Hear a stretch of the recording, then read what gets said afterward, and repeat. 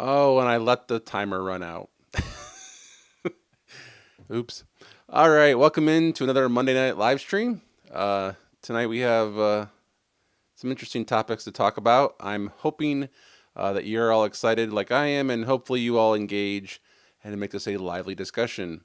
Um, I do finally have a resolve of the issue. The tower lights has been resolved, so we'll talk about that.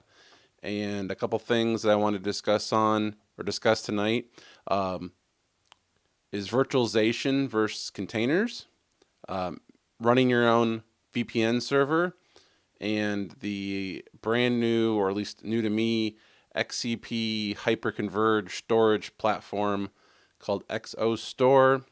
Um, just kind of curious if anyone had heard of that one yet. We'll get to that in a little bit. I see the chat is filling up. David is here. DJ Ware is here. Eric is here. My lovely wife is here. She says that she has a question about the tower lights. What would your question be, hun? Um,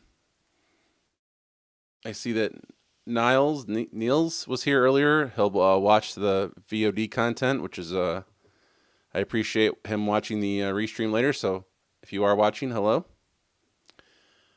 Bob, of course, is here. How many JBs did it take to change it? I actually didn't do any of the work, so let me just say that. Um, so let's jump on in. I have a little slideshow, actually, and ironically enough, OBS lets me actually do a slideshow today because there's only 5 pictures, or maybe there's 6. So I guess I probably should do a little background first. For those of you who have seen the video on my channel, it was about almost 2 months ago now that the tower lights went out on the radio station tower, and I had to drive down there and check them out, and they were truly dead. So I called the FAA and had to report our towers being dark. There was a NOTAM, or Notice to Airmen, issued, and we had until April 6th to get it done. And we didn't want to wait that long, but due to some issues outside of my control, we had to wait almost 2 months to get it done. We finally scheduled it on Friday, and the tower climbers came out, and, well, let me show you the slideshow. So the tower climbers came out. There was 2 of them. It was they always do a tag team. They're always one on the ground and one goes up. They, for safety reasons and whatnot. So the tower crew showed up about 10 a.m., which was the scheduled time. Actually, they were early. And so we had a little brief meeting about what could be wrong. Could it be the break in the line? Could it be the bulbs? Could it be the controller? So this guy, which was the one of the 2 guys, started going up the tower and went to the first junction box there, which you can see on the tower. It's a gray box in the center, and basically popped it open just to see, hey, are the lines broke here? And more importantly, he checked to see if the box could be opened and closed successfully close to the ground, because when you get higher, obviously there's more risk, and so you want to make sure you understand how to open these boxes and close them properly. So actually the first thing they did, and I'm glad that Bob actually asked this question, was it the squirrels or the cows? They actually walked around and checked out the tower. They checked out the guide wires and the ground, the anchors, to make sure that they were good enough to climb, because they don't want to climb a tower that is unstable. And they were actually very impressed with the tower itself. They said it was a good tower and that it would last a long time, and that with the exception of one ground wire, the tower was, good to climb. And I actually asked him about that. I said, what causes those ground wires to go away? I said, because we lose them all the time. And I used to think it was the cows, but it wasn't the cows, because we don't have any more cows and we're still losing these wires. So it must be lightning just disintegrating these things, because there's no cows anymore, and yet we lost one. That or some kind of other animal is taking them down, which I would find weird, but I guess it is possible. Joe joined us, and so did Toro. Welcome in. So to answer Bob's question, uh, it was neither the squirrels or the cows. So back to my story. This guy climbed the tower. Like he said, he checked out the first box, and then he started going up the tower. Now, the tower is 315 feet tall, so it takes a little bit of time to get up there.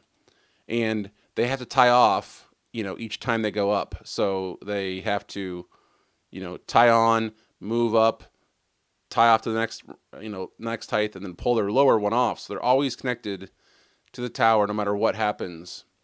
And so it takes a while to climb up. So what he did, actually, I'll go to the next slide here. So this is him on the way up. He's about halfway up the tower. And he climbed up to the first set of beacons, which are the side markers, which are always on this tower. And while he was climbing, the ground guy and I looked at the controller. We made sure, that it was working to the, to what, he thought it should work.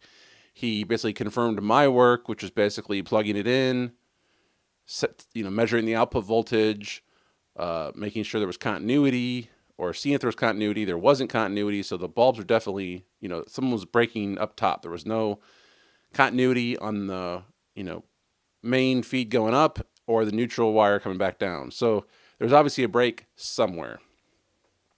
So here he is at the 50, I don't know, 50% mark, if you will. I don't actually know how tall this is. I probably should. Where he's at. On the left side of that picture, you can see there's two elements. That is actually our backup antenna. We don't really use it, but we could. And so it's right there at the tower the tower markers. And then this is the photo he took at that tower level. Again, this is probably halfway up the tower, give or take. And this is after he repaired it. So he simply opened up these canisters, if you will, and replaced the bulbs, and magically they worked, which was, in one way very exciting, the fact that it was that easy, but also just kind of frustrating that we lost both markers. And so I was like, well, good, we're making progress, let's keep going.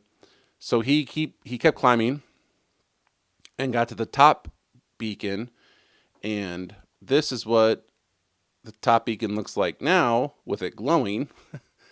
And this is what it looks like when it's open.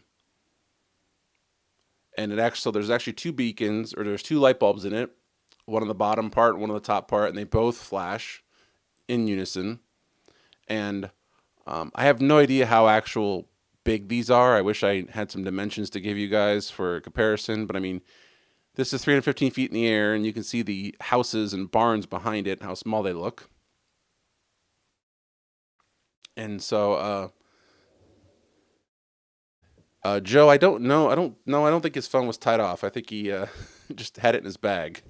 They usually carry multiple bags with them, one on each side at least, of all their parts and whatnot. So they kind of figured it was the bulbs. So they took up all these bulbs to go up the first time. And no, they are not LED. These are old incandescent bulbs, filament bulbs, I guess is what you might want to say. And so we actually talked about replacing these bulbs with LEDs. I actually have heard that some of the new systems that are all LED are starting to have issues over time and are no longer flashing properly. So I guess there's pros and cons to every system. And so, yeah, they're filaments. And actually, I wish I have one extra one at the station. I should have brought it. It'd been good for a size comparison. But they're actually quite large. They're not your regular light bulbs, that's for sure. So after replacing these two bulbs, magically everything was lit now. So while I had extra time, I said, hey, why don't you fix some issues we've had? with some wires coming loose. So here's a picture of them fixing the wires on a different tower, making sure that the wires that were flapping around in the breeze no longer flapped around. And so once they did all their work and left, it was starting to get dark, and so I took this photo, which is basically the tower lit properly for the first time in 2 months. And then, of course, once I verified that the controller came on and was working properly, the lights were on and working properly, and I could visually confirm that they were all lit, I called the FAA and canceled our NOTAM, so that we are back to fully compliant without any issues.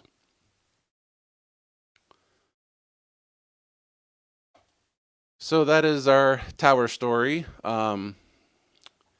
Just some information, and to answer the question of the night is how much does it cost to change a light bulb? The answer is $1,800. The tower crew for a 10-hour day, 2 guys, is $1,800 plus parts. So I don't know what the bulbs cost. I haven't got the invoice yet. But basically, to pay the tower climbers to go up and replace them was $1,800. And of course, that's a 10-hour day. It's about a 90-minute drive for them, they said. So they were on site for probably about 4 hours total. And they fixed, the bulbs. They fixed the loose wires on both sites that I manage. And we're back to compliance, which is such a relief. And I'm also very happy that it wasn't something else broken that required a second climb, because a second climb would have been another $1,800. So glad it was a one-time fee. I've asked to put this in the budget for next year so that we have annual inspection of the tower, a climb. If we don't need it, great, but let's put it in the budget so we have it. Better to have it and not need it than need it and not have it. So why did the tower lights break? There's two thoughts, or two trains of thoughts. One is that the bulbs were so old that the windstorm that we had in December shook the tower so much that the filaments actually broke. That makes sense to me in a way. These bulbs are old. I can't tell you the last time the tower was actually lit or relit, as they call it.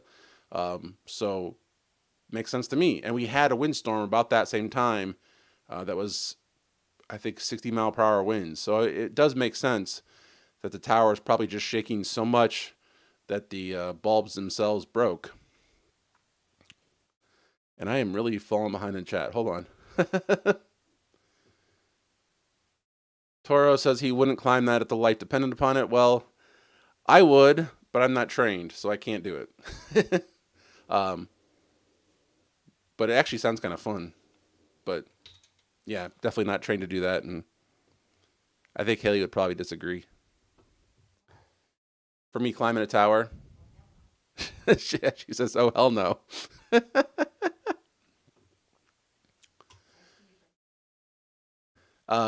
How old will the light fixtures be? I don't know the actual age of any of this stuff. This tower was donated to the university, so we don't know a whole lot about it.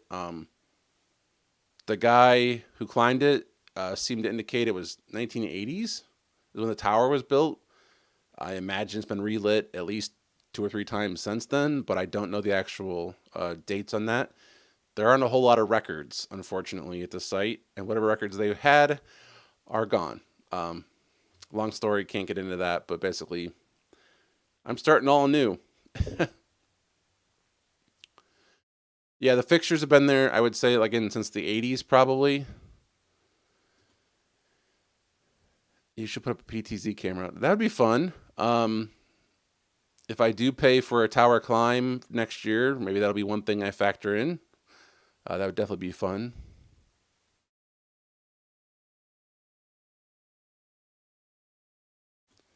Oh, Joe, you're funny.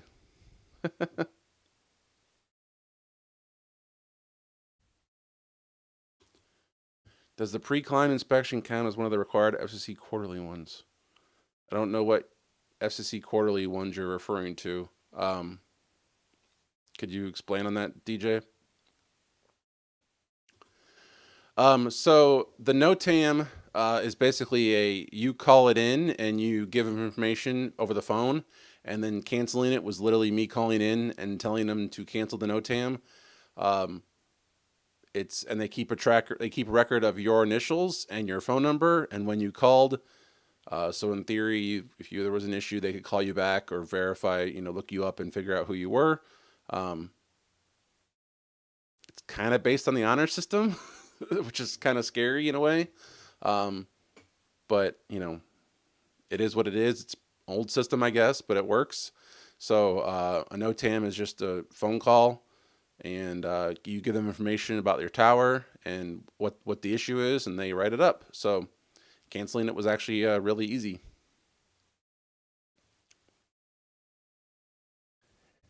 Eric says thumb downs on Jay climbing tower. Yeah. Yeah, I mean, there's probably a way to look up the actual year, because I think that guy did, but I didn't ask him how he figured that out. Um, Probably a FAA database, if I had to guess. W Heifer, I think you're new to the stream for sure. Welcome in. Where I'm at, an old tower recently had its lighting converted to LED. Within a month, they stopped illuminating. It has remained that way for at least a month now. Funny thing is, this tower I speak of also serves as a ham radio. Yeah, like I said, I've heard stories where the LED systems, they work and then they stop working.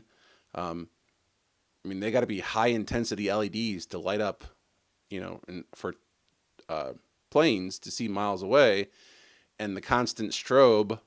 Actually, that's too fast. It's probably like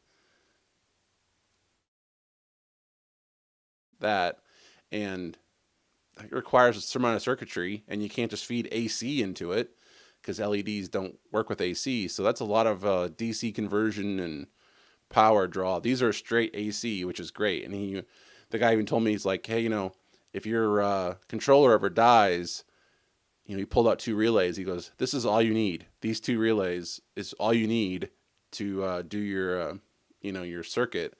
So I have a nice fancy control board that I bought a while back, and it's got a 555 timer. It's got some voltage regulators. It's got a big relay in the center. It's got a smaller relay on the side. It's got LEDs and capacitors and resistors on it. And it's very nice and intricate, but you really don't need all of that to make a tower or a light flash. So the only issue you would need is to buy the right relay that is in the right, duration pattern, I guess you would say, of the tower strobe itself. So we had to have our tower Raytheon inspected quarterly to be compliant with FCC regs. Yeah, I mean, our tower is less than 500 feet, but I will tell you that our tall towers don't get inspected quarterly. So I don't know what rule you were talking to, or what inspection requirement your tower was under, I should say. I will say that our elevator in our tall tower at work gets inspected once a year. So if that tower had an elevator, it would have to be inspected annually, not quarterly. It might also depend on where you are in the flight system, in the flight path. None of my towers are located near a major airport, and so they're not in like direct flight paths. So that might factor into that. I don't know.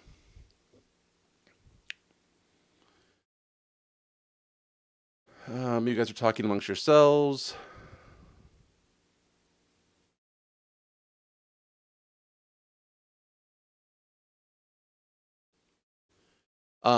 I don't have any spare parts right now. That's one thing I'm actually looking to do, is to find out or to find that exact relay and buy it. I mean, A control board, I feel pretty confident in saying that if I needed to buy a new one and could have it shipped overnight, that I could get it fixed pretty quickly. If I did my own relay, now I got to wire up something and fix it on my own, which as a consultant brings in some liability issues. So I'd rather just buy the controller board and have a company name on it that I can point to and say, talk to them. Why did it break? I don't know.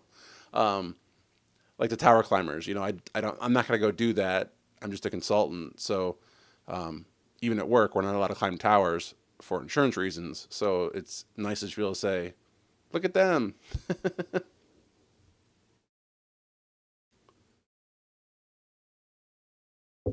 Um, for the elevator inspection, they uh, they actually write it up after doing a visual inspection, and then I believe they put sandbags in it to do a load test or to do the drop test. They do sandbags, I think. To do the tower inspection, they just, I believe, ride an elevator up because you're just inspecting and you're watching. You're kind of looking as you go up the elevator. Um, I was part of an elevator inspection the one year, and they just came out with actually with a bunch of guys because they don't get to see this kind of elevator very often. So they actually kind of made it a training exercise. So they brought some people out who were extra just to kind of see what it was like to inspect a tower elevator because they're not your standard elevators, that's for sure.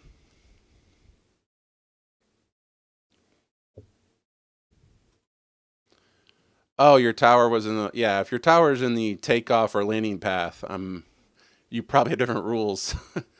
Our towers are probably 30 miles away from the nearest airport, maybe 20 miles away. So definitely not anywhere near an active airport for sure. And at least at the TV station, all the towers are by each other. I mean, they're literally, you can see all the other towers nearby, and they're not that far down the road. So if you were to have an issue there, not that I'm saying it's okay, but basically there's a cluster of towers. So pilots should know I can't fly through this area below a certain height because there are 7 towers or whatever. So there's some coverage there. This tower is lower, but it's kind of by itself. So that's what I was a little worried about it because it's not exactly in a populated area or where there are other towers. I think the nearest tower is probably 7 miles or so, maybe 5 miles on the road. So it's not really near anybody else, but it's also not very tall.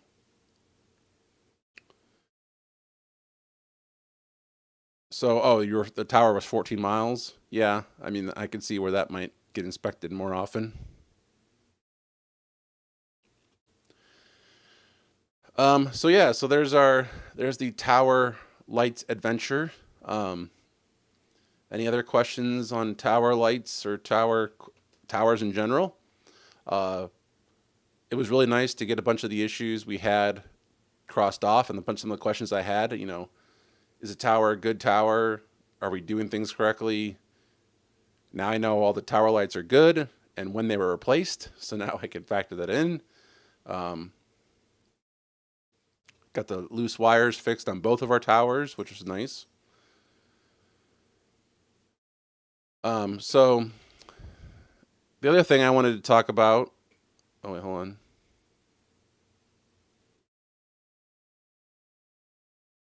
If you draw a line from the South Bend Tower Farm to the Fort Wayne Tower Farm, National Weather Service directly between them. Interesting. I did not know that, but I'm not in Indiana, so Indiana's nearby, but it's I'm not in there. What kind of winds can the tower sustain? That's a good question. Um, I don't know what the tower is rated for. Uh, Probably should, but I don't know what it is, so I can't tell you that for sure. I believe most towers are rated up to 100 or more. So, I mean, we're not in hurricane country, so our tower requirements are, I'm sure, are less than if you were in, say, Florida or North Carolina, where you get hurricanes. But I think our towers are probably rated to, I would assume at least 100, if not more. Google Maps has a feature that indicates. Yes, it does. Actually, that is a great tool. If you've never seen it before, Google Earth has some cool plugins. I don't have Google Earth on my computer, otherwise I would show you. Um, but yeah, Google Earth has a plugin where you can view microwave paths and licenses in your area. So if you want to just look it up, I forget who actually makes the plugin.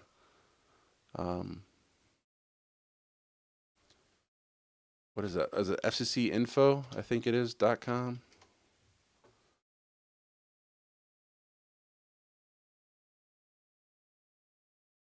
Yeah, so FCCinfo.com, this law firm puts it together, and you can actually um, download this plugin for Google Earth, where you can view. This is WRC. Is this DC? I forget where WRC is.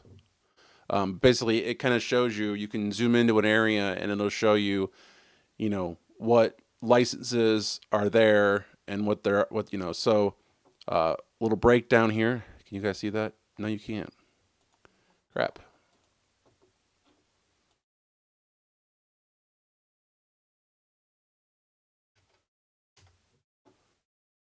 There you go.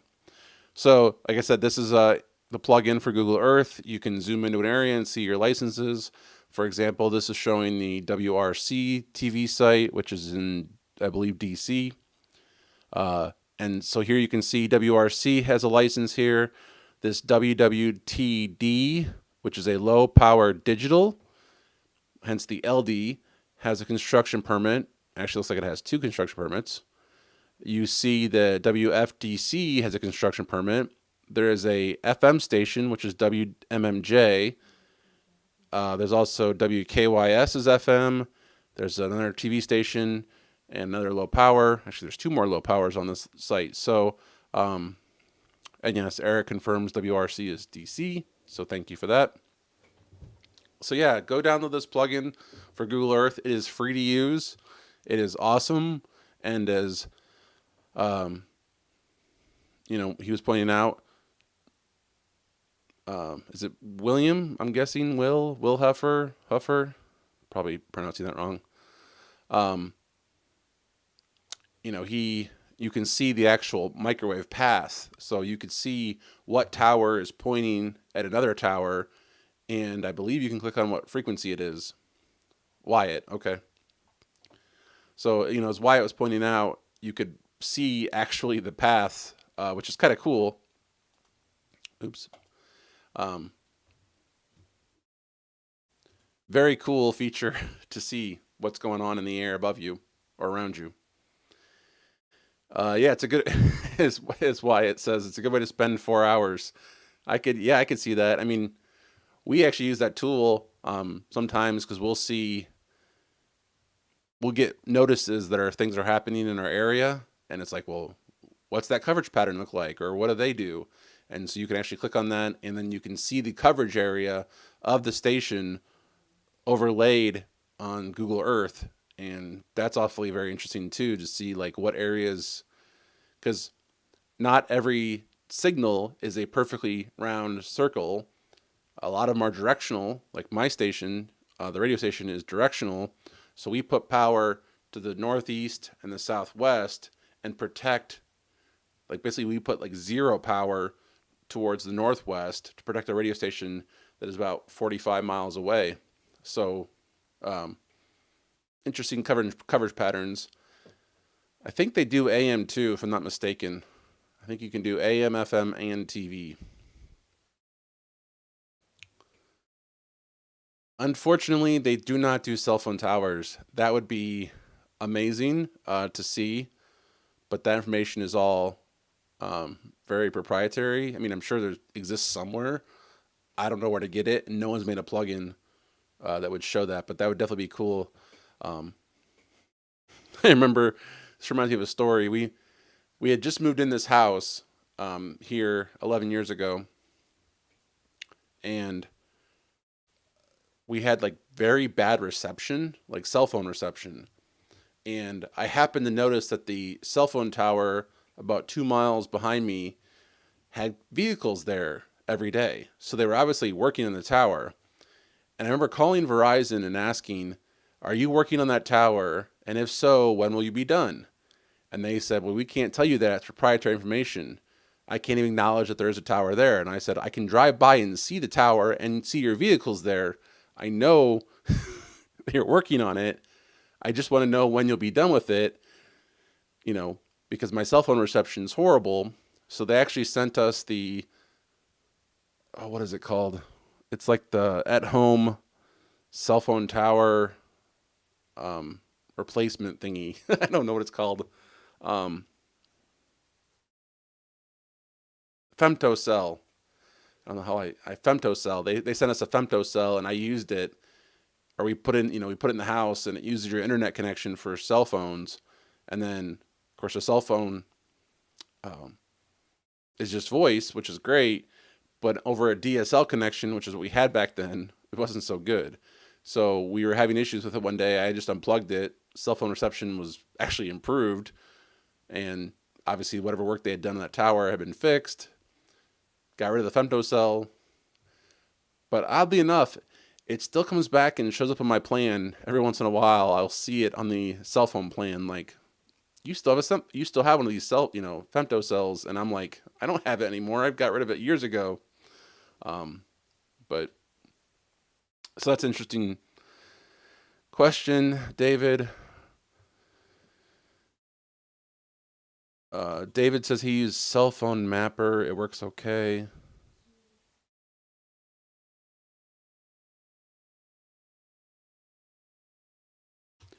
Yeah, the cell boosters I've heard horror stories about.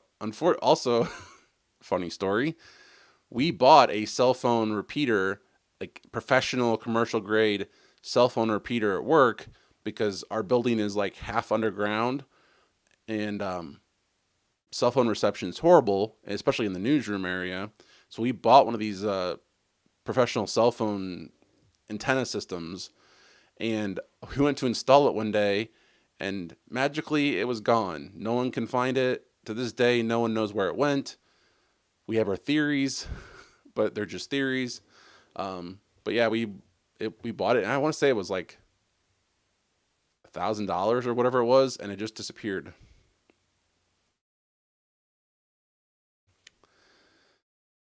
Da, da, da. Yeah, they really do, which is kind of funny because they got to be registered if they're above a certain height, and because they're blasting RF out, they should be registered by the FCC too. So it's not like it's secret information. Also, you can drive right up to it and look at it and go, "It's a cell phone tower."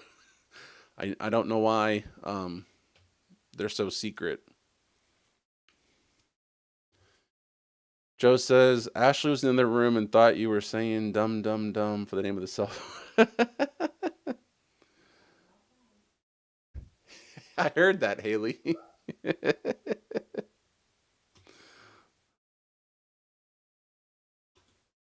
Use balloon spotter technology. Is that your next video topic? I'd love to see more about that.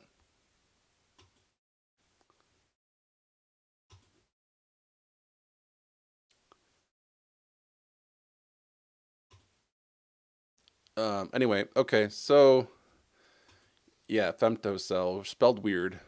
Um, Kind of curious what it stands for. Femtocell, femtocell. I don't know.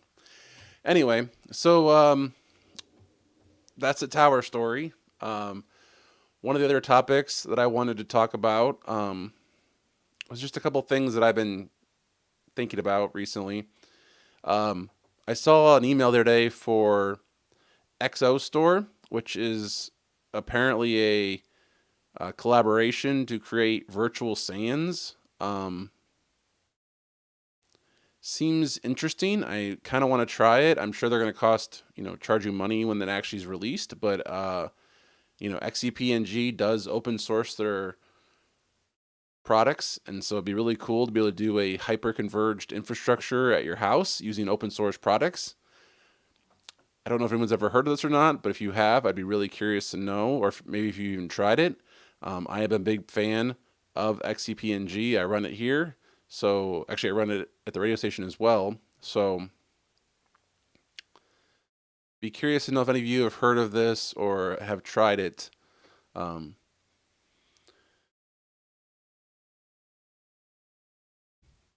Wyatt asked, have you ever seen an FM set of antenna on a cell phone tower?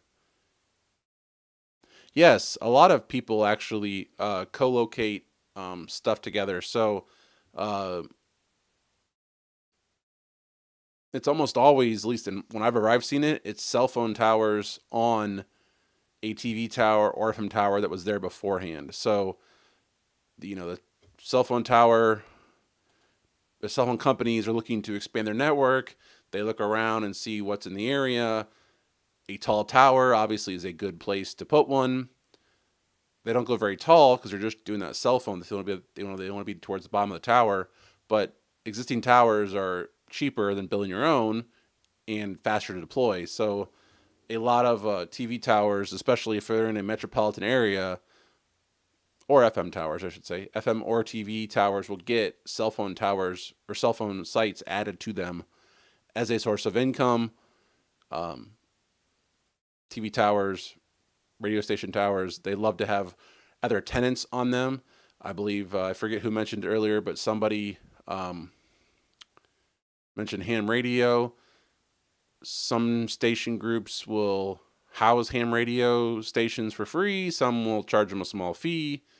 But either way, it's a way of making money. So adding a cell phone tower or cell phone site to your tower is a way to make money. Oh, femto is a unit of measurement. Good to know. I did not know that. Oh, below nano. Okay. Milli, micro, nano, pico, femto. Oh, that's really small then. I was actually just thinking this, Joe. I'm like, yeah, Bob, you get better education because I did not know 3 of those for sure, or at least 2 of those. I did not know femto or ato. I'm not sure how to pronounce that.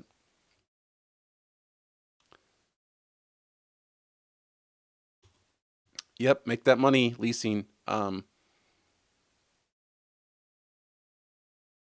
Can't. Yeah, I just had a thought, but I can't share it. Um, Definitely, probably more lucrative than billboards. I will say that for sure.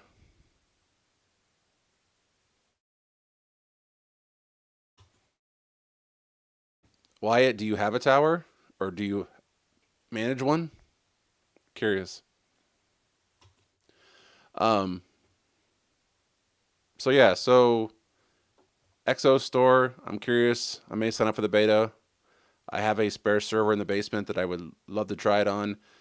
The hyper converged uh, infrastructure, we actually use it at work. It's kind of cool. I like the idea of it. Basically, you make a virtual server, and it figures out where the storage should be based on the demand and whatnot.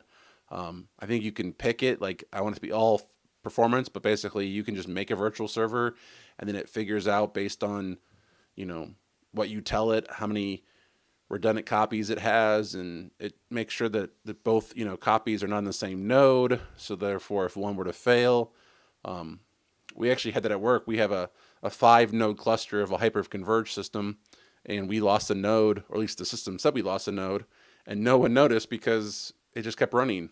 I think it was a learning error, but I mean, either way, the system just kept running, which was awesome.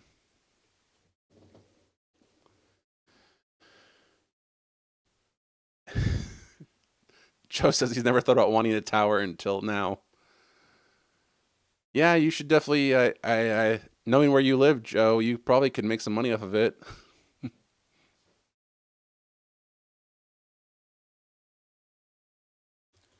Toro says he's going to be setting up a tower for wireless point-to-points. Awesome.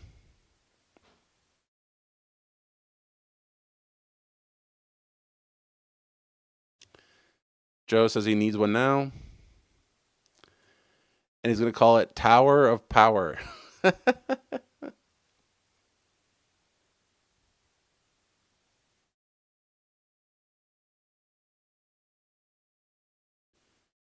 I'm an EMT budget man. My now tower, my future. No tower, I'm guessing, in my near future. Yeah, okay. So you probably have what is it, a Rowan or what's the other brand of tower? I forget. Rowan makes like home towers that you can put up yourself or raise with a crank, for those who don't know.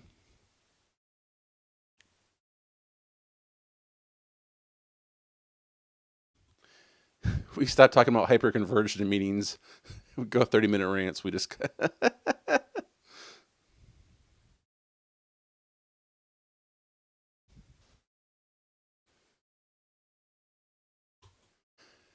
if I were to put a 50-foot truss tower in my backyard, how would I do that? Do I need cables to hold it down? Um, 50 feet? I don't know. Actually, that's a good question. So, is it ROHN? Yeah. So here's the company I was talking about, Joe, and you can actually apparently buy them from Amazon because why not? um, can you seriously buy? Oh, this is eBay. Can you seriously buy a tower off Amazon? Can you see this guy? Yeah, you can. So here is a 70-foot basic tower kit for $1,500. They will deliver it apparently. Interesting.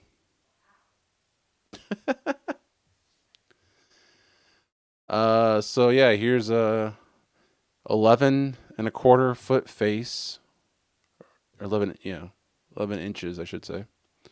So about a foot wide with the, yeah, I forget what they call that thing, but basically a section to put your antenna on top.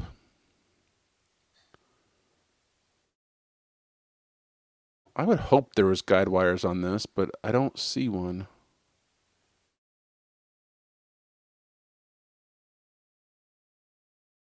Includes 6 sections and a top section. Double bolted joints.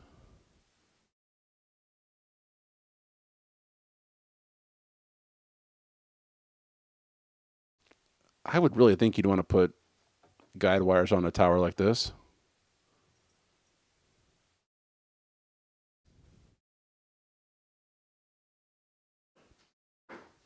I do know that some people will buy this and do a hinge where you can actually lower it. I wouldn't want to do it on a 70-foot tower, but apparently you can on a smaller one. You also have a guy bracket assembly to put on the thing, which I would definitely want to use for 70 feet. My parents have a tower that is not guided. It is just by itself. I don't think it's 70 feet. I'm pretty sure it's like 50 feet. And it moves a lot. Like I wouldn't go much more above 50 feet for sure without doing something to hold it in place, because in a windstorm, I've seen that tower just move around, and I'm like, that thing's going to crash down in the house. So if you were to buy this one, Joe, I'd recommend you use a guide wire, at least one set towards the top. So let's go back to the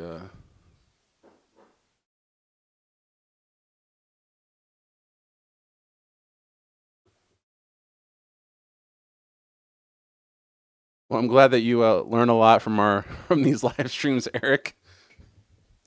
The question is are you learning more than Aaron Parecki's live stream?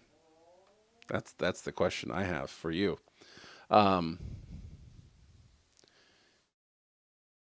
A good point Bob makes. Anytime you put up a tower, you are basically making a giant lightning rod. You definitely want to ground the tower properly per your local codes because you do not want that stuff getting in your house. You are making a giant lightning rod. So you've been warned. Yes, that means you, Joe. Make sure you ground that tower if you do one. Oh, next line is Joe is just thinking about the lightning part. Yep.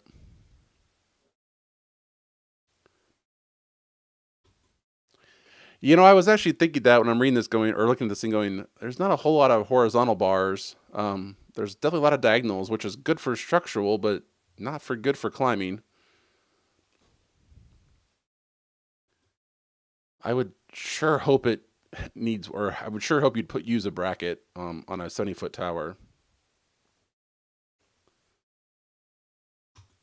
1.2 gigawatts. Yeah, you probably could harness that with a tower. Direct lightning strike. If I was going to put up a tower, I would definitely read the instructions first, probably twice. You definitely also want to put the tower in concrete. I would definitely sink it into concrete a little bit per the specifications. So again, read the directions twice.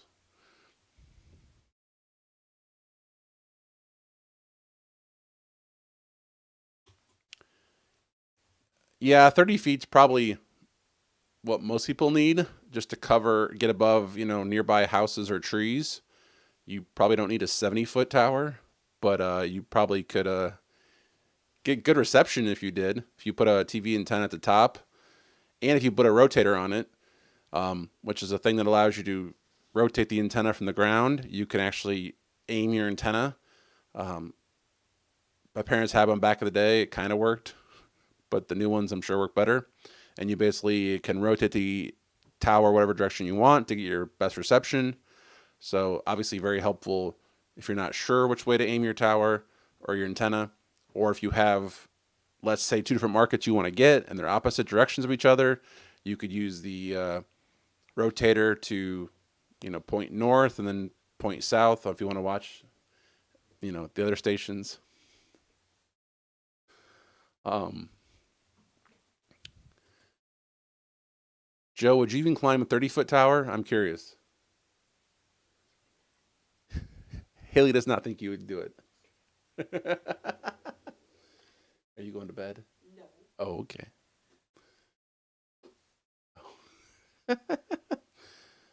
Oh, Joe just says, I sure ain't hell. I'm not climbing it. I should have kept reading.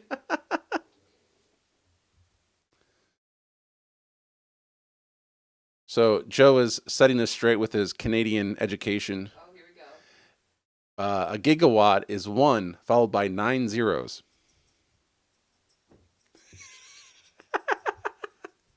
Well, thank you for that, Bob. So you need a couple of those to power your DeLorean.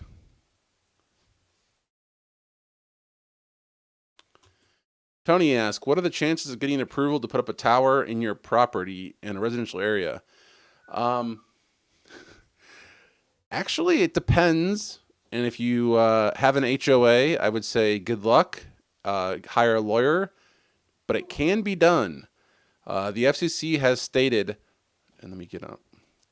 The FCC has ruled that HOAs cannot prohibit you from getting TV reception and placing antennas outdoors. So I'm not a lawyer. I don't pretend to be one, but I would look up HOA law and TV towers or TV reception. I believe the FCC has ruled in your favor on that one. What are your chances of getting approved in your, where you live? I have no idea. um, again, if you're not in an HOA area, you're probably fine. Because I believe you do own the airspace above your house to a certain level. It's called air rights, I think is what they call it. So I would think you probably could, as long as you don't live in an HOA. Even then, you're allowed to have some sort of reception abilities, but I would think a tower would break your HOA rules and would not be backed by your FCC because you probably don't need a 70-foot tower to get reception in your area. Wow, I'm really behind. Joe was going to ask, or wasn't going to ask that, Tony, so Tony did it. We just talked about yes. If you're in an HOA, good luck. The answer is not no for sure, from what I understand, but it's definitely going to be complicated to have a lawyer involved.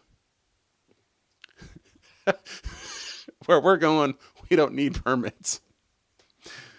Oh, and I have to go watch Back to the Future. Okay, quick poll. Which of the three movies is the best? Answer that in the comment section. Toro says he'd like to receive two different directions without getting crosstalk. Not sure the problem is. Yeah, no, with digital, there's no ghosting, and but there still is interference. So if you have two signals that are on the same channel, you would have issues getting them. But the FCC has spaced them far enough apart, and I believe Canada's the same way, that you in theory shouldn't be able to receive a station on the same channel with any reasonable equipment. If you, obviously there are ways you could probably get around that, but I mean, if you have a standard antenna at a standard height, you should not be able to receive more than one station on that frequency at any given location. I imagine if you were directly between two stations and you had, two antennas in parallel, which is a thing you can do. You can combine two antennas, as long as they're spaced a certain distance apart and they're combined with the exact same length of cable. You can actually combine antennas. So if you're trying to get a station that is far away and you want to combine antennas, that is possible. I actually did some work for a hotel a couple of years ago. Actually, it's probably been like 8 years ago now. He was located between two markets, and he wanted to get both. And so I actually had him put up one antenna facing east, one antenna facing west, and then they were about 10 feet apart. And then I had him put up cable that was exactly the same length. So I had him buy pre-made 6-foot length cables and combine them into a splitter, which is a combiner basically backwards. And so I combined two antennas facing the opposite directions, and he gets crystal clear reception from both markets. And he is in a place where he gets tourists. He's a hotel, so he gets tourists from both markets. He was absolutely thrilled that he could get both markets in his hotel for free, because he could not get that from cable or satellite. So he was loving the fact that he could have both markets, so that all his tourists who were staying at his hotel for the weekend could watch their home stations, which, like I said, he was just absolutely thrilled.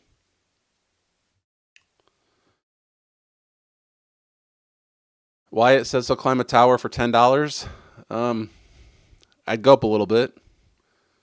Although it was shocking, I talked to the tower climbers, and what I thought they would make per hour was definitely not what they were getting paid. I don't know that I have permission to share that information, but we'll just say I was shocked that they were not making what I thought they were making. Glad you don't have an HOA, but I don't think your neighbors will have a whole lot to say. Your city might try to have some rules, and you may have to stay below a certain height, but I don't believe they will stop you from actually putting up a tower. I mean, I don't know your particular city, what their codes are, but I really don't think they will prevent you from doing that if you own your own house. And I am way, way, way, way behind. You guys are very talkative tonight, which is awesome. I appreciate it. I actually thought about getting a ham license. I've thought about it like 3 times over the years. They say it's not very difficult, and I really should just get it because I've always wanted it. Anyone else interested in getting their license together? Yeah, Joe, try to disguise your tower like a palm tree. I know where you're at, so That might be a little odd, but you should try it. There's a ham antenna which is called a stealth. It uses plasma to send and receive. So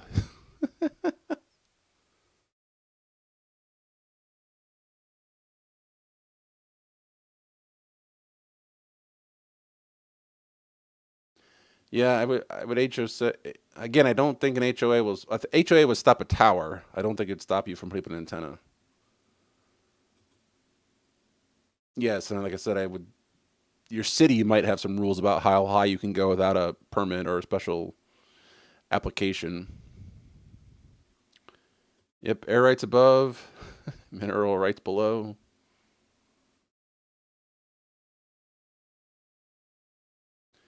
It is governed by the FAA, but I think you're still allowed a certain height no matter what. Um, I don't know what that is though. Yeah, like I said, 30 feet. I would assume you'd own that up to that. You could build a 3-story house and get to that. Bob likes the first movie. Eric likes the first one. Wyatt says he likes the third. He once skipped school to finish watching it. Good use of your time. Absolutely. Tony says the first. DJ Ware says the first. I mean, I like the first one. Obviously, it's the classic. Wyatt says he's never considered combining an antenna. You know what you're assembling when it warms up. Yeah, like I said, it totally works. I would recommend, like I said, you buy the same antenna just to keep it consistent. You don't have to, but in theory, you probably should. Um, I forget the actual spacing, but I feel like it was like 10 feet, give or take. The most important part for phasing is the same length of cables. So, like I said, I just had him buy pre-made 6-foot cables, so they were exactly 6 foot. You run them in the splitter, and that way the signals arrive at the same time and get added versus arriving slightly off, and therefore, having a phase issue where you might actually lose signal strength, kind of like out of phase audio, you don't hear anything. Same thing with signals. You want to make sure that these signals combine and not detract from each other. So, same length of cable, very important. And then the spacing, which I don't know what it is, but I'm sure you can look it up. But you want to space them out probably like 10 feet, which on a tower isn't that hard to do. So,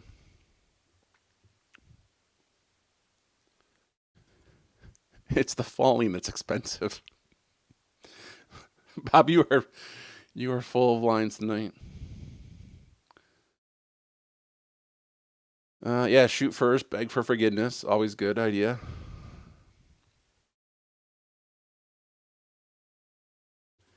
Yes, hand dropping Morse code definitely helps make it easier to get your license these days.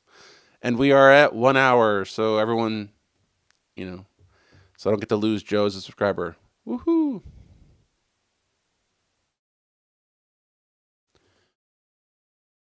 I can't imagine the HOA actually caring about Hammond radio antennas and cell phone towers, but I would just remind them that the FCC um, regulates that stuff, not them.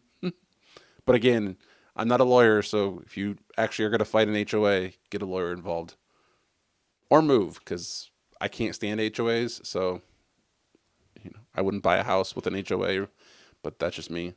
We actually, I believe we bought this house and then they said that we had to form an HOA because the last lot was sold and that died a quick death.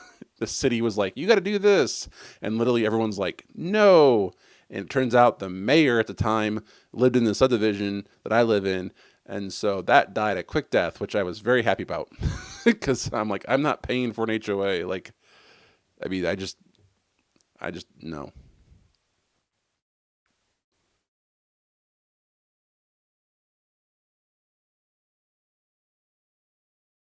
Okay. Joe says he's absolutely putting a tower up tonight. And you're going to throw Starlink on it. And some PTZ cams and a Gatling gun. The first two are okay. I would not do the last one.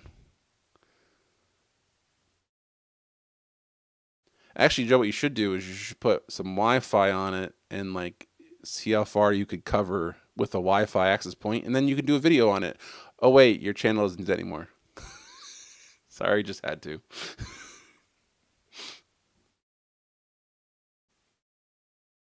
Although you could, in all fairness, you could actually do some camera test to see how far PTZ cameras would work with Blue Iris. That'd be interesting. Or a license plate reader from high above. You could do some testing like that.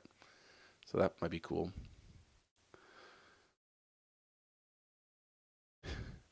HOA Karen is a thing. I can only imagine.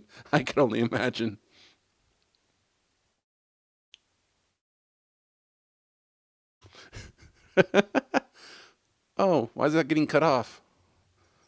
Oops.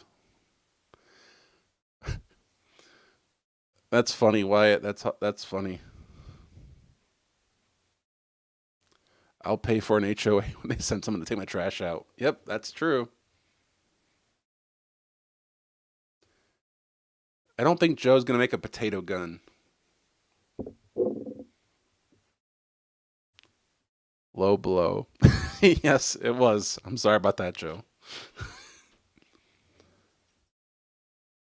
Yeah, I mean, I think doesn't Joe have like redundant gigabit connections? So, get some more public IP addresses and become your own WISP.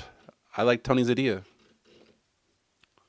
And then you could actually make a new channel all about becoming a WISP.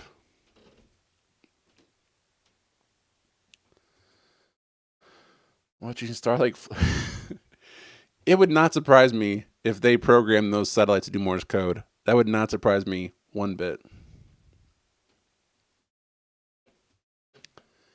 When AWS DDR you later, you know where it came from. Are you going to send AWS after me?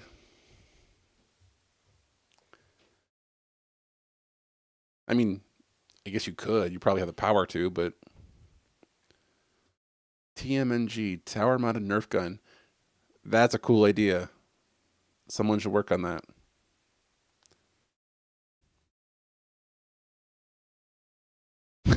We've been trying to reach you by your car's extended warranty. I have not gotten a phone call about that in quite a while. I don't know what happened, but they seem to have stopped, at least for me. So, good evening, Jason. Welcome in.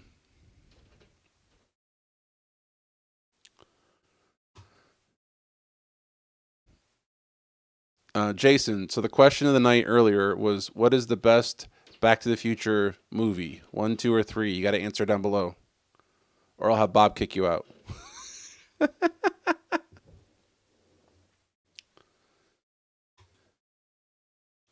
Yeah, I need an XO store. Yeah, see, so I need the hyperconverged network that I don't have to fight off the AWS cloud, which is a million times bigger than any cloud I would have. That seems like a fair fight.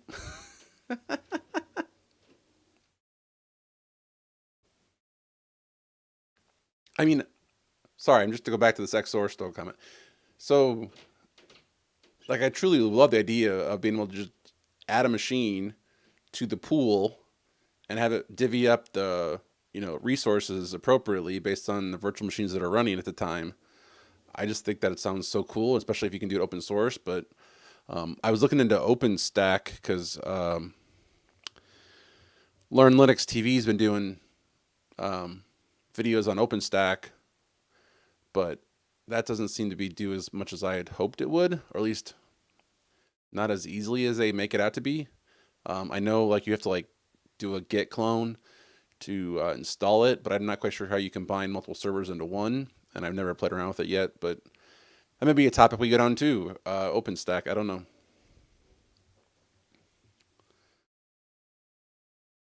Jason's Lab says the first one, that was the consensus earlier, although I think someone liked 3 as well.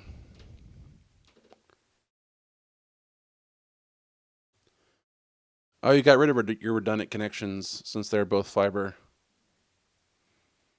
Makes sense. I actually thought about doing 5G as backup for here. The only issue I have, at least I guess it's not really an issue, and actually is the topic I wanted to talk about tonight. Another topic I want to talk about is rolling your own VPN, because I've actually been thinking about using 5G as a backup here, but my issue is it's carrier grade NAT, so there's no open ports. So if I would lose my internet connection, I have no way of opening ports to allow me to get into my home network, which I do occasionally do when remote. So I would definitely want some way to be able to get into my home network if it's on 5G.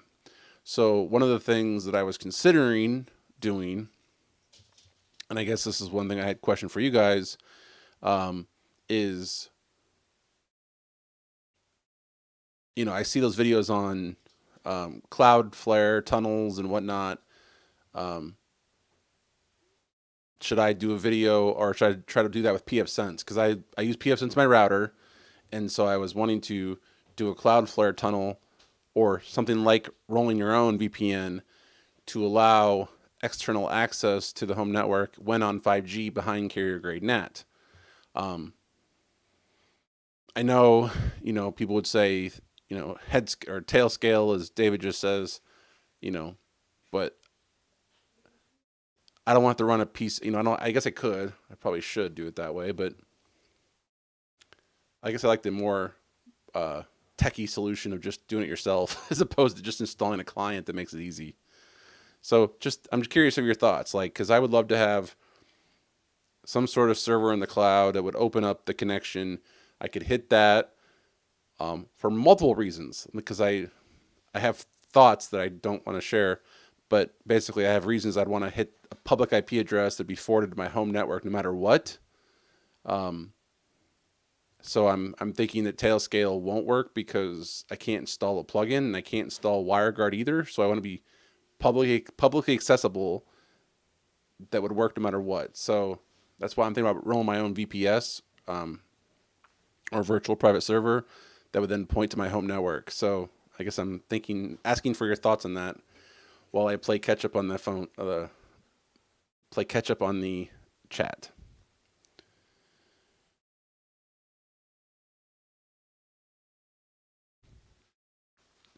But wouldn't it be fun to kick somebody out, Bob? Have you ever kicked anyone out of a chat room yet?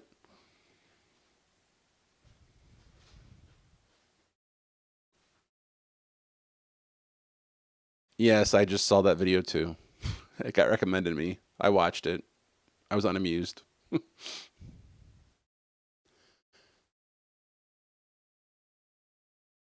I took down Willie's phone system he was testing once with an auto dialer. Wow. Note to self, don't don't piss off Joe.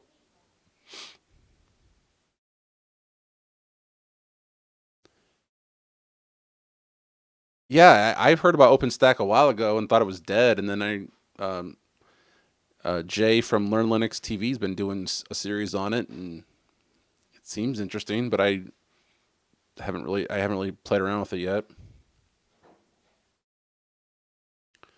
OpenStack has a lot of hardware requirements to properly deploy 3 servers at minimum. Oh, well, that sucks. I don't have 3 servers to devote to it, so I guess I won't be doing OpenStack.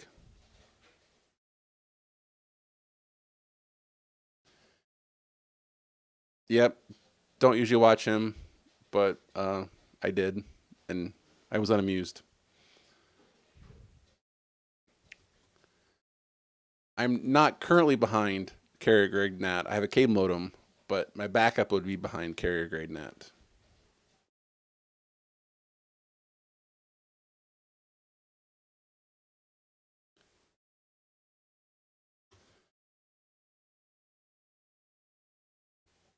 So I guess we're all thinking about WAN failover options right now.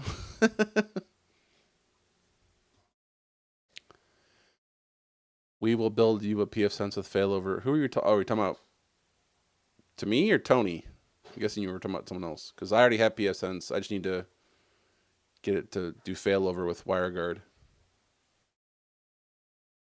Oh, Jason's. You're talking about me. Okay, so Jason was talking about. Yeah, let's do that.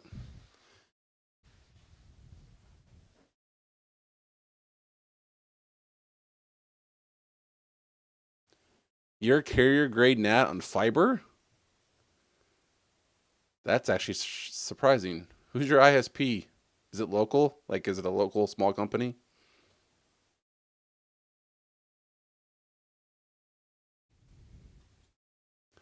IPv6. Come on, that's never gonna happen. I mean, I think it should happen someday, but I don't see it happening anytime soon. Or at least if you're believe Tom Lawrence, it's not gonna happen anytime soon. I know certain companies that shall remain nameless who have whole blocks of IP addresses that they are not using. I'll leave that there. So far, I have not needed due to zero tier. Yeah, I can't imagine. Oh, it's a local ISP. Okay.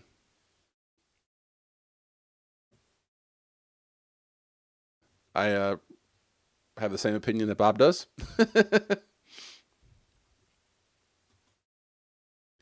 I tried running IPv6. I think my ISP, which is Time Warner or Spectrum now, um, gave me an IP address, but I could not get it to pass through to my PFSense, even though I was watching a guide that basically was like, here's how you do it. I could not get it to work. I don't know what I was doing wrong, but my internal clients would never get the the first part, the I forget what you call it, the subnet, if you will, like the first is an IPv6 where the first block is like this is like the provider or like the host, and then like the second half is the individual clients.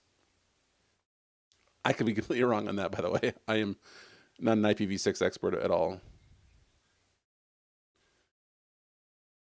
The TELUS is offering IPv6.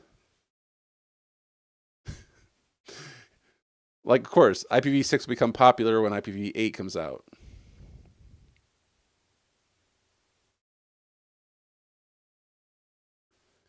So isn't IPv6 big enough that everyone who currently has an IP address can have essentially the internet size block of IP addresses? Like one internet could fit, current IPv4 internet could fit into one IPv6 address. Does that sound right, or am I making that up?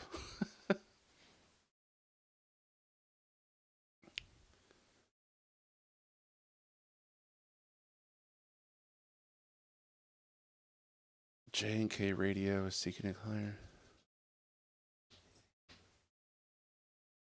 Where is J&K Radio? I don't know where you're from. I'm guessing they don't have IP space since they're new. Local ISP.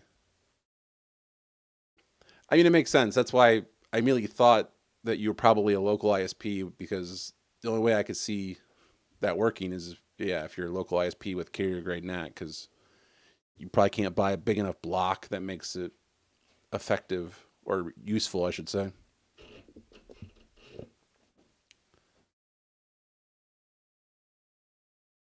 David is also behind carrier grade NAT.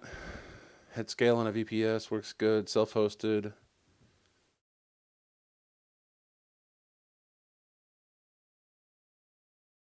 Since it's HTTPS, no firewall can block it. Oh, interesting. So you're doing head scale runs over 443?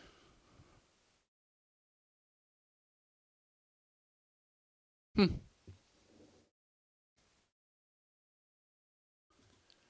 Tony's hoping to be retired from your business before you have to deal with IPv6. I think that's Tom's Lawrence plan too.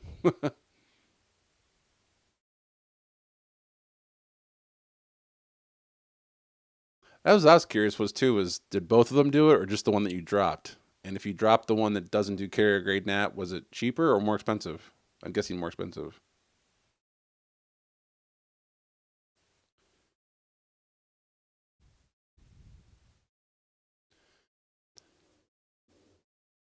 So PF Sense obviously supports IPv6. What I don't know is I believe you had to the tutorial I was watching said you had to send an offer. Does that sound right? Um, or suggestion? I'm not quite sure, but basically it was you had to do something on your PF Sense to get it to work, and I can never get that to actually uh, work with Spectrum. Okay, so I was right. Everyone can have their own IPv4 internet inside of IPv8 or IPv8, IPv6. The other one was not carrier grade NAT. I didn't think about it matter because I do everything now with zero tier and don't put any ports. But yes, that would okay. Oh, you're in Columbia City, Indiana. I don't know where that's at. I'm curious.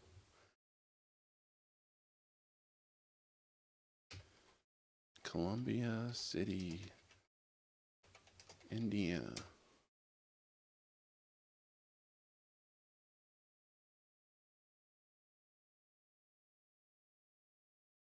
Oh, okay. I know about. Yeah, I know where you're at.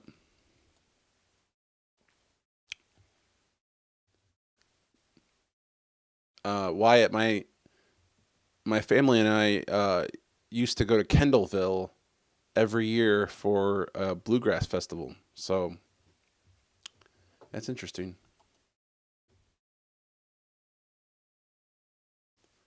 Something like every grain of sand gets a million IP addresses. 32 bits for.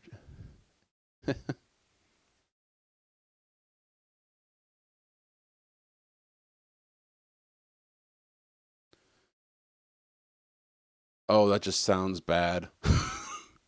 That really just sounds bad. I mean, I get it, and it probably makes some sense, but it would definitely cause some chaos, I'm pretty sure.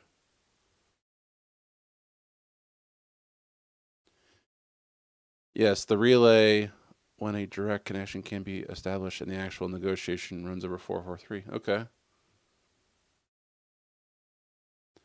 That's what I thought, but I could not get to work with Spectrum. I don't know what I was doing wrong.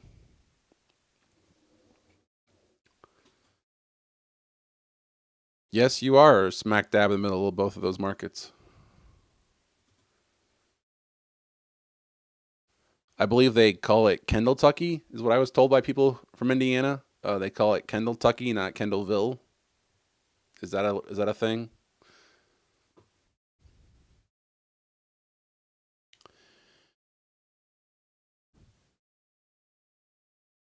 Okay, so you have the same issue. Okay, good. I was gonna say because I tried it and it does not want to work with Spectrum, per the guide I was watching. It should have worked, but it would not work at all. It would get an IP address, but it would not get the.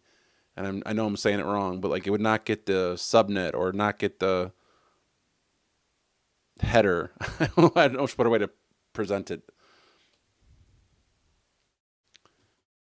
All right, Tony. Have a good night. See ya. Yeah, I mean it is, but I would just I've heard it referenced to lots of different places, but I heard Indiana. I heard Indiana, Indi. I had a person from Indiana tell me that Kendalltucky was a specific thing in Indiana.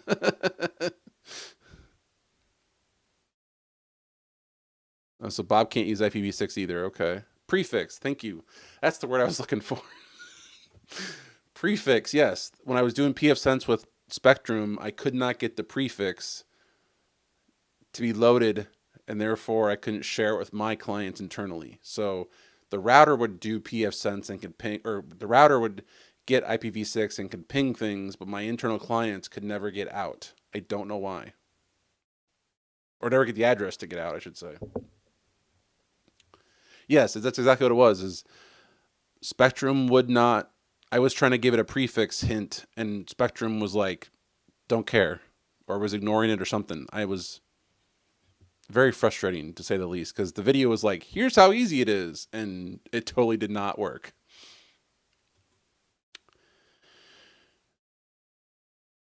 Yep. So that's yeah, exactly. That's the so if IPv6 is going to be the future, then how come it doesn't freaking work?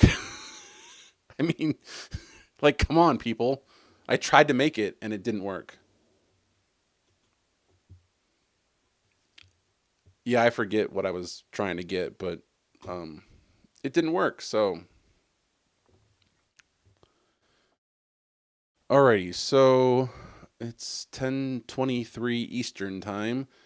Any other last minute comments or questions? I think that was my basic topic, which was oh yeah, the one thing I was going to talk about too is um, I've been toying with the idea of doing more container stuff.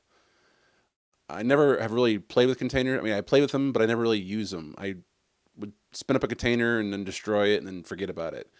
But I'm actually thinking about converting my Nextcloud install from a virtual machine over to a container. I'm hesitant about doing that, but it seems like the best way to go. Um, so again, thoughts real quick on virtualization or virtualized servers versus containers. Does anybody run either one? Do you guys do both? I'm curious what you guys do. Currently, my whole infrastructure is virtual machines. I just find it easy and nice and easy to understand. um, Also, very easy to back up the whole thing, config and data, not just you know, a configuration file. Um, but I got annoyed the other day when I tried to update Ubuntu, and it was like you can't update these packages without a pro license. And I went and looked it up, and it's like you got 5 free pro licenses for home use, but I have more than 5 virtual servers or virtual servers. So now I can't update Ubuntu without getting a pro license. Like that really bothered me. So I'm either considering switching to Debian for all my virtual machines, which means rebuilding them all, or just switching over to containerization and using official Docker containers, not the, you know, Joe's whatever, container thing or Bill's container. Because I do appreciate and understand Tom Lawrence's stance with don't use containers that you don't know who built them. So that kind of scares me a little bit because I don't know. I looked up containers before and they all have these random people making these containers. So I don't want to do that. So want to make sure I use official containers whenever possible. So I'm just kind of in this limbo of like, do I switch? Do I not switch? So, uh, Wyatt, we do this every Monday night at 9 p.m. So come back next week. Um, I generally do it every Monday at 9 o'clock. I sometimes miss a Monday or here or there, but I generally do it every Monday night at 9 o'clock Eastern. When you set LAN IPv6 track method,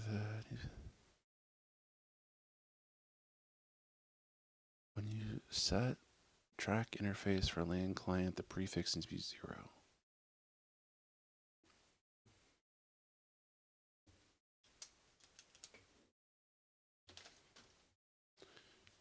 Track interface 0. I'm going to write this down and look this up.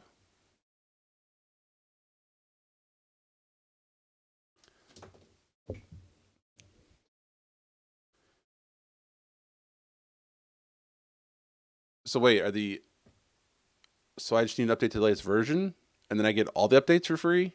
Or am I missing something? I just updated my farm to the newest LTS. So I just need to update all my... I thought it was up to date.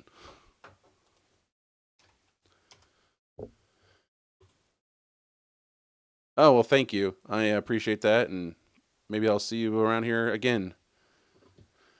Okay, now I'm curious.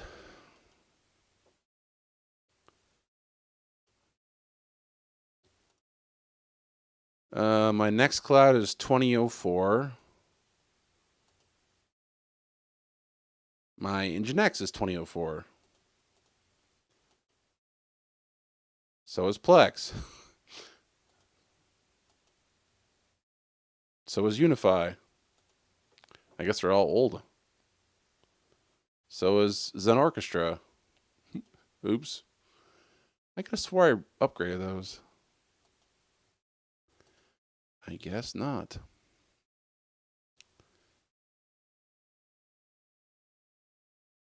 Oh, okay. Only my Crater invoice system is the new one. The rest of them are all 2004.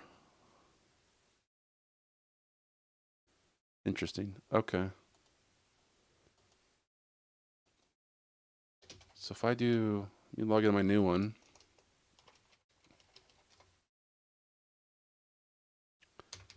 And do a sudo apt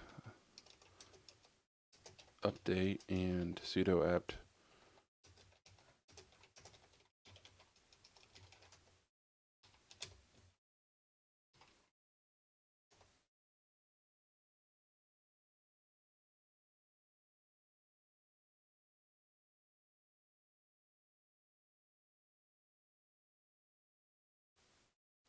Oh yeah, that worked. I guess I need to, um, yeah, update all my virtual machines. So thank you, David. I guess I was confused.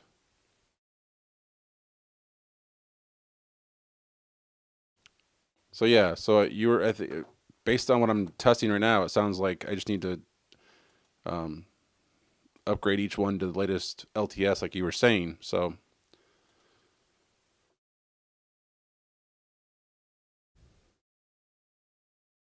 do release upgrade. The prefix hint you need is a /60.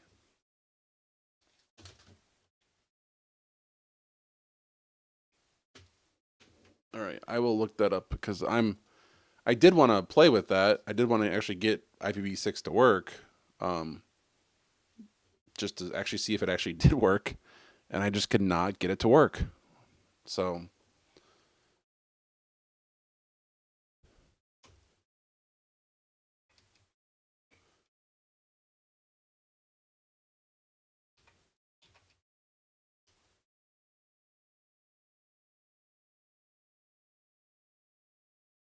all right, so yeah, so I just did an update on the 2204 system, and it's not complaining about anything that's being held back. So yeah, I guess it's time to upgrade my virtual machines to the latest version, which I thought I had already done that sometimes, but apparently not.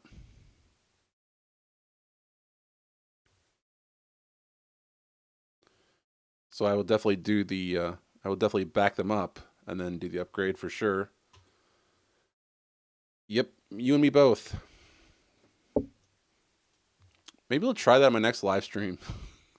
Maybe we'll try to upgrade PFSense to IPv6. Of course, it'll be exposing to the internet, so maybe not the best idea. Or what I could do is do it live and then just hide the live stream. So maybe we'll try that next Monday. I needed a topic anyway. It'd be a collaborative effort to add IPv6 to my current setup. Oh, come on, we'll do it live. Tell me you understand the reference. Please, Bob, tell me you understand that reference. What could possibly go wrong? I mean, come on. It's just internet and the YouTube. Nothing could go wrong with that.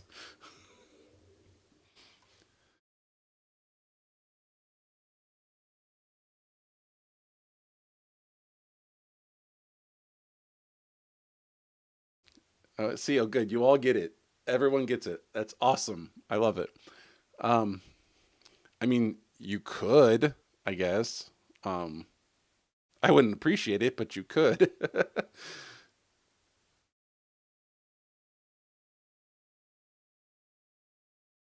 Even if it's a dummy instance, yeah.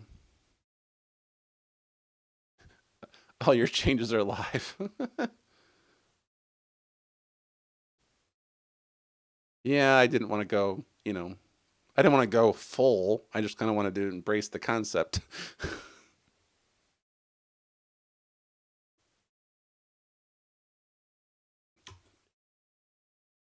Yeah, I mean, I kind of do want to try it live. I'll share the screen and I'll just hide the live stream after the fact.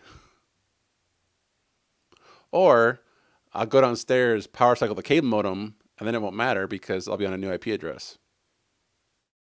Could do that too. Because Spectrum gives you a new IP address whenever you reboot the modem. At least they used to.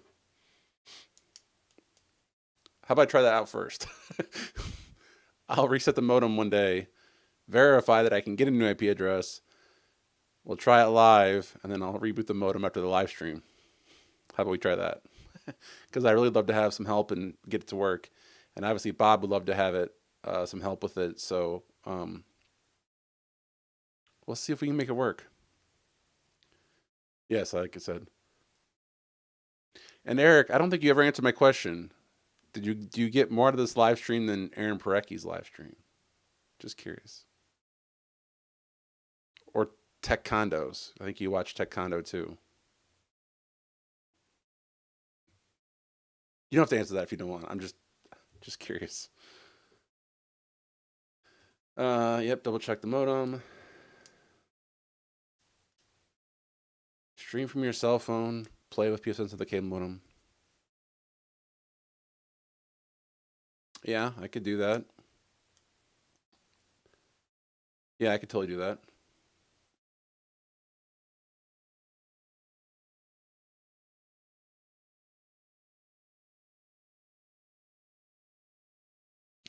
I get way more from this program.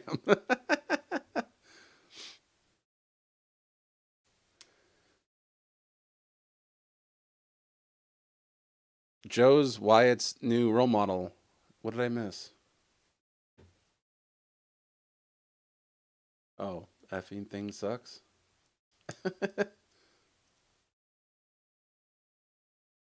Joe is a great person to know. Actually, I think you're all great people to know. I appreciate you all being here tonight. It's been a lot of fun. I have went way longer than I planned. um, According to YouTube, there are 6 of you here and 7 likes, so I like that. Um, cool.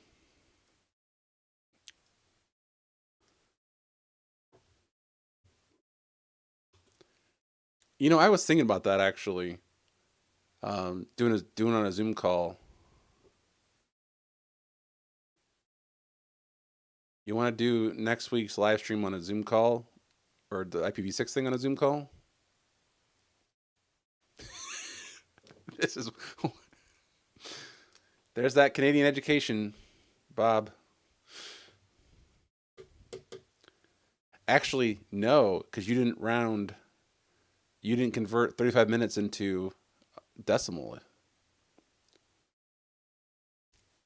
So it's not 0.35, it'd be 0.55556.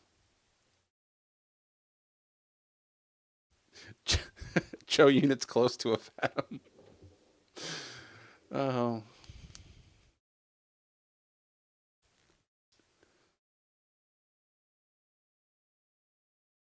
I, let's talk offline. Let's figure this out because I actually think it'd be fun to troubleshoot IPv6 live in some fashion, whether it's Zoom or it's a live stream, or we do it live and send it to Tony to stream. This could be interesting. This could be interesting.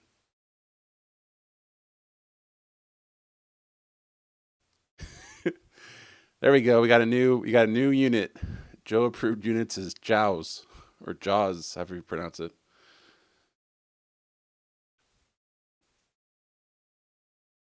All right. Well, with that note, I'm going to go to bed. So I want to thank you all for being here. I had a lot of fun. I hope you did too. Hopefully, you learned how much it costs to change a light bulb at 315 feet in the air. In case you all need to build your own, or in case you all build your own tower someday, like Joe plans on doing, uh, only not as tall. So, again, I thank you all. Had a great night. See you all later.